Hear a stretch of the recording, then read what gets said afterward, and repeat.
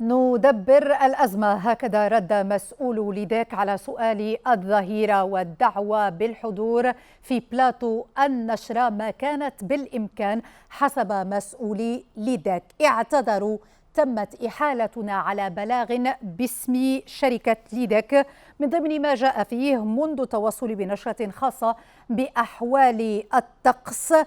عبأت الشركة مواردها البشرية والتقنية، وقد تهاطلت نحو 34 مليمترا ما بين الساعة 4 بعد الزوال إلى 9 ليلا، مع تسجيل تساقطات قصوى بلغت 53 مليمترا حسب بلاغ ليدك. وقد توزعت هذه التساقطات وكان لها تأثير بشكل أخص في مناطق الهراويين: مديونة، تطمليل، الغلام، دار بوعزة، بوسكورة، حي السدري، مولاي رشيد، عين شق، الحي الحسني. وللحد من تأثيرات التساقطات المطرية القوية، يضيف بلاغ لذاك، تم تعزيز قدرات الشركة ومركز علاقاتها مع الزبناء لاستقبال مكالمات المواطنين.